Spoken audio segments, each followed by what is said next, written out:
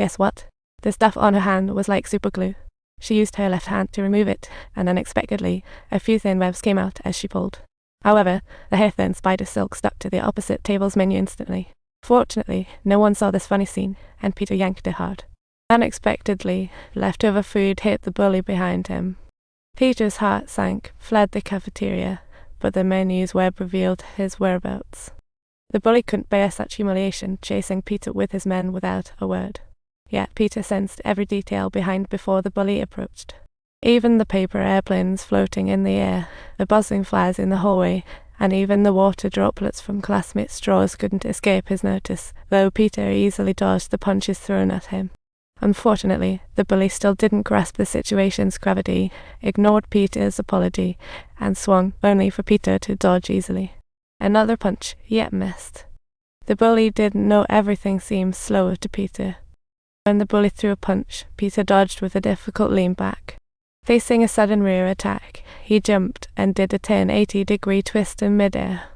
The bully, fuming with rage, desperately launched his years of practice into a tortoise punch, but in the next second, Peter grabbed his wrist and then, he sent the bully flying over 10 meters. Just as he was lost in the cheers of victory, he suddenly caught the tear in Mary's eyes and realized he had made a grave mistake. So he panicked and dashed out of the campus, hiding in a dark alley. Looking at the bite mark on his hand, Peter suddenly realized that his transformation must have something to do with the spider that bit him yesterday, remembering the day he visited the NY Spider Museum with classmates, but focused on shooting beautiful Mary. The spider stealthily crawled up his hand, and then that little cutie treated him to a surprise package. Looking down at the bright little thing on the ground, Parker ignored it at first, but upon arriving home, he felt extremely tired. Entering his room, he grew dizzy and collapsed. With his last strength, he wrapped himself, but the bite on his hand swelled. Spider venom then began altering Peter's DNA. In that moment, his genes fused with those of the spider, and he looked down at his palm again. Then he found sharp, small spikes had grown on his fingers. He tried placing his hands on the wall. Surprisingly, he could climb walls like a spider. He had spider superpowers, and excited Peter began to unleash them wildly. With a gentle jump, he could easily leap between two buildings. However, while he was enjoying himself, he suddenly found there was no way forward. Seeing the web strands on his wrist, a bold idea hit Peter. Just as he'd give up, they shot out again. Subtitles.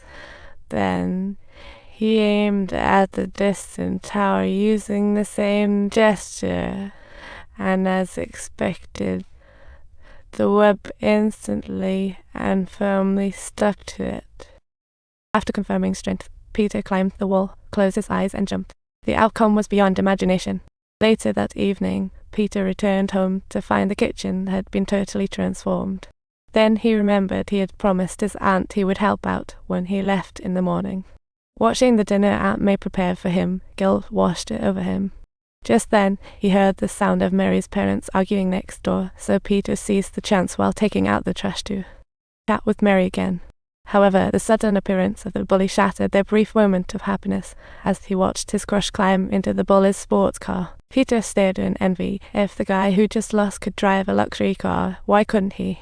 But when he opened the paper, he was shocked to see the price of the new cars. Even a second-hand junk cost at least $2,500. Just then, a boxing match had caught Peter's attention, lasting 3 minutes in the ring. He could win $3,000.